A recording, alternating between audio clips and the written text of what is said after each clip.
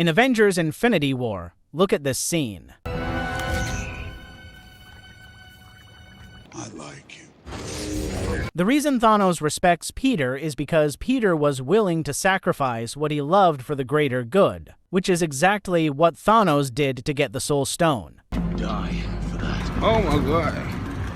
Oh my god. In Avengers Endgame, when Tony and Nebula are stuck in space, they play paper football. That was close.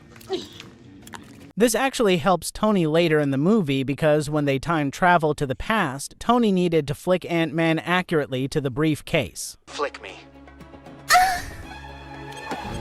In Thor Ragnarok, look at this scene. All right, I yield. Why is Thor so sure that this is actually Loki? Well, if this were the real Odin, he wouldn't just move out of the way. He will just catch Mjolnir since Odin is also considered worthy.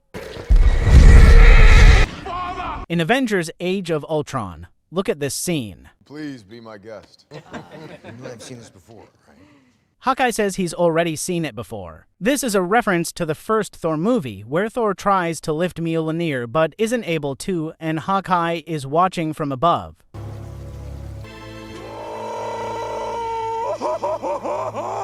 In Avengers Age of Ultron, look at this scene.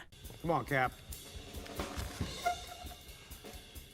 Here, Cap is only able to move the hammer a little because he's not fully worthy yet. At this point in time, Cap knows who killed Tony Stark's parents but hasn't told him, and that's what makes him not fully worthy yet. In Spider-Man No Way Home, how was Ned able to open a portal using a sling ring easily, whereas even Doctor Strange had a hard time doing it for the first time? I just wish we could see Peter.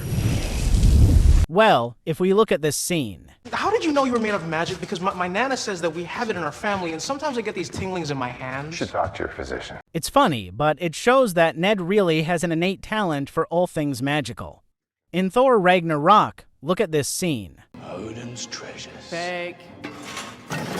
So, why did Odin have a fake Infinity Gauntlet in his vault? This was because Odin, as the protector of the Nine Realms, wanted to trick anyone who tried to use the stones into coming to Asgard, where they would be destroyed by the Asgardian army. This could have tricked Thanos, but by the start of Infinity War, Asgard had been already destroyed by Surtur.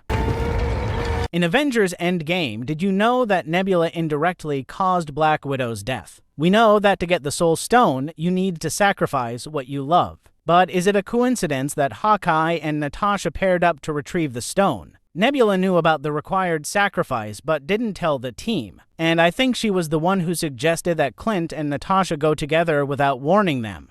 He came back with the Soul Stone. She did it. In Avengers Endgame, remember this scene.